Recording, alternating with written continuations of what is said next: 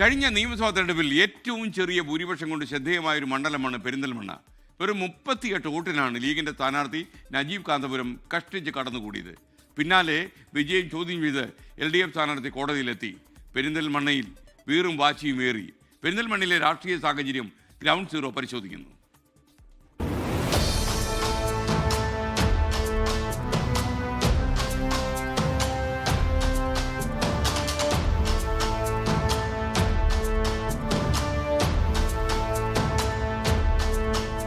ലീഗിന്റെ പൊന്നാപുരം കോട്ടയായിരുന്നു പെരിന്തൽമണ്ണ. നാലകത്ത് സൂപ്പി സ്ഥിരമായി വിജയിച്ചിരുന്ന മണ്ഡലം.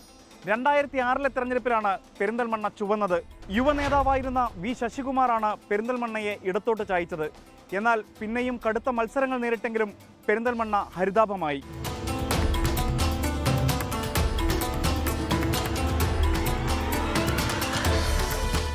'11 മണ്ഡലം തിരിച്ചുപിടിക്കാൻ ഇടതുപാളയത്തിൽ നിന്ന് മഞ്ഞളാംകുഴി അലിയെ അടർത്തിയെടുത്ത് പെരിന്തൽമണ്ണയിൽ നിയോഗിച്ചു.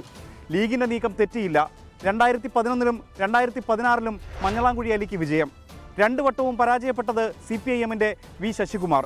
2ാം വട്ടം കടുത്ത മത്സരം നേരിട്ടപ്പോൾ മഞ്ഞളാംകുഴി അലിയുടെ ഭൂരിപക്ഷം 600-ൽ താഴെയായി.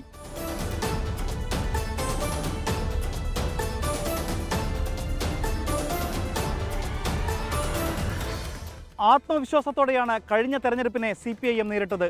ലീഗ് വിമതനും മലപ്പുറം നഗരസഭാ ചെയർമാനുമായിരുന്ന KPM മുസ്തഫയെ സ്വതന്ത്ര സ്ഥാനാർത്ഥിയായി കളത്തിലിറക്കി. മാധ്യമപ്രവർത്തകനായിരുന്ന നജീബ് കാന്തപുരത്തെയാണ് ലീഗ് സ്ഥാനാർത്ഥിയാക്കിയത്.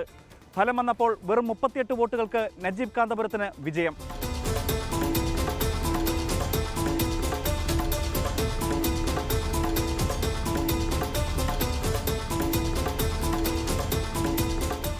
തപാൽ വോട്ടുകളിൽ കൃത്രിമം നടന്നെന്ന ആരോപണവുമായി LDF സ്ഥാനാർത്ഥി കോടതിയിലെത്തിയതോടെ പെരിന്തൽമണ്ണ വീണ്ടും ശ്രദ്ധാകേന്ദ്രമായി.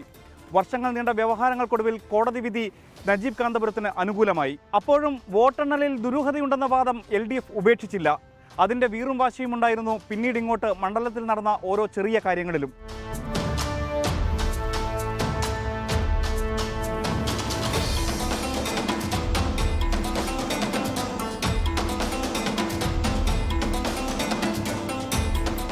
കഴിഞ്ഞ നിയമസഭാ തെരഞ്ഞെടുപ്പിലെ നേരിയ ഭൂരിപക്ഷത്തിൽ നിന്ന് UDF ഒരുപാട് മുന്നോട്ട് പോയി. ലോക്സഭാ തെരഞ്ഞെടുപ്പിൽ UDF സ്ഥാനാർത്ഥിയായിരുന്ന ET മുഹമ്മദ് ബഷീറിന് പെരിന്തൽമണ്ണ സമ്മാനിച്ചത് 26,799 വോട്ടുകളുടെ ഭൂരിപക്ഷം.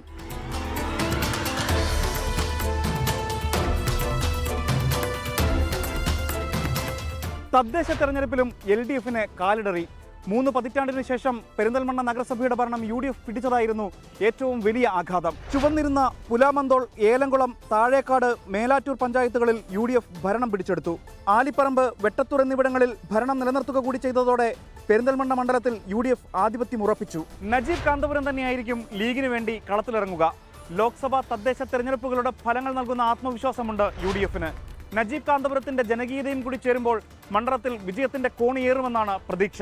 പെരിന്തൽമണ്ണ നിയോജകമണ്ഡലത്തിൽ UDF തകർപ്പൻ വിജയം നേടും, അതിൽ യാതൊരു സംശയവുമില്ല. കാരണം അത് ഒന്ന് രാഷ്ട്രീയമായിട്ട് തന്നെ വളരെ ശക്തമായി UDF-ൻ്റെ ഒരു നിയോജകമണ്ഡലമാണ് പെരിന്തൽമണ്ണ. അതിൻ്റെ ഒരു മാസ് ബേസ് UDF-നുണ്ട്. അതിൻ്റെ ആത്മവിശ്വാസത്തിൽ യാതൊരു പ്രശ്നത്തിനും ഒരു അവകാശമില്ലാത്ത തരത്തിലേക്ക് UDF വലിയ മുന്നേറ്റം ഉണ്ടാക്കിയിട്ടുണ്ട്. കാരണം നേരത്തെ 2021 ഞാൻ അവിടെ മത്സരിക്കുന്ന സമയത്ത് 2 പഞ്ചായത്തുകൾ മാത്രമാണ് UDF ഭരിച്ചിരുന്നത്. ഇന്നത് മുഴുവൻ പഞ്ചായത്തുകളും 6 പഞ്ചായത്തും മുനിസിപ്പാലിറ്റിയും അടക്കം തദ്ദേശ സ്ഥാപനങ്ങൾ മുഴുവനും UDF ഭരിക്കുകയാണ്. നേരത്തെ 68 വാർഡ് മെമ്പർമാരായിരുന്നു ഞങ്ങൾക്കുണ്ടായിരുന്നത്. അത് 110 വാർഡ് മെമ്പർമാരായി ഉയർന്നിട്ടുണ്ട്. ജനപിന്തുണ എന്നുള്ള നിലക്ക് തീർച്ചയായിട്ടും വലിയൊരു മുന്നേറ്റം ഞങ്ങൾക്ക് ഉണ്ടാക്കാൻ സാധിച്ചു. KPM മുസ്തഫ LDF-ന് വേണ്ടി ഇക്കുറി മത്സരരംഗത്തുണ്ടാകില്ലെന്നാണ് സൂചന. അങ്ങനെയെങ്കിൽ മുൻ MLA വി ശശികുമാറിന് ഒരിക്കൽ കൂടി നറുക്കു വീഴാം. തവനൂരിൽ നിന്ന് KT ജലീൽ പെരിന്തൽമണ്ണയിൽ എത്തുമെന്നും അഭ്യൂഹങ്ങളുണ്ടായിരുന്നു. കഴിഞ്ഞ തവണത്തേതുപോലെ സ്വതന്ത്രനായുള്ള അന്വേഷണവും CPIM നടത്തുന്നു. വിജയം LDF-ന് അഭിമാന പ്രശ്നമാണ്. ഒരു തെരഞ്ഞെടുപ്പിൽ ഉണ്ടാകുന്നത് മറ്റൊരു തെരഞ്ഞെടുപ്പിൽ ഉണ്ടാവില്ല. പെരിന്തൽമണ്ണ അസംബ്ലി മണ്ഡലത്തിനകത്ത് വലിയ ഭൂരിപക്ഷത്തിൽ പാർലമെൻറ്റ് തെരഞ്ഞെടുപ്പിൽ മുന്നോട്ട് പോകുമ്പോഴാണ് ഏതാനും മാസങ്ങൾക്ക് ശേഷം നടക്കുന്ന നിയമസഭാ തെരഞ്ഞെടുപ്പിൽ ഈ മാറ്റമുണ്ടാകുന്നത്. കഴിഞ്ഞ തവണ ഞങ്ങൾ കേവലം 38 വോട്ടിനാണ്. അതൊരു പരാജയമാണെന്ന് പിന്നെ കണ്ടുകൂടാ, ഒരു വിജയമാണത് സത്യത്തിൽ. BJP-ക്ക് കാര്യമായ സ്വാധീനമില്ലാത്ത മണ്ഡലത്തിൽ LDF UDF നേർക്കുനേർ പോരാട്ടമായിരിക്കും നടക്കുക. കഴിഞ്ഞ തെരഞ്ഞെടുപ്പിൽ തപാൽ വോട്ടുകളിൽ കൃത്രിമം നടന്നിട്ടുണ്ടെന്ന് ഇപ്പോഴും വിശ്വസിക്കുന്ന ഇടതുപക്ഷം വാശിയോടെ രംഗത്തിറങ്ങുമ്പോൾ മത്സരം കടുക്കും. എന്നാൽ കണക്കുകളിൽ UDF ഒരുപാട് മുന്നോട്ട് പോയി കഴിഞ്ഞു. ലോകത്തെവിടെയായാലും ഏത് സമയത്തും 24 വാർത്തകളും ഓഗ്മെന്റഡ് റിയാലിറ്റി പാക്കേജുകളും എക്സ്പ്ലെയിനറുകളും വിശദമായി കാണാൻ ഞങ്ങളുടെ യൂട്യൂബ് ചാനൽ നിങ്ങൾക്ക് സബ്സ്ക്രൈബ് ചെയ്യാം.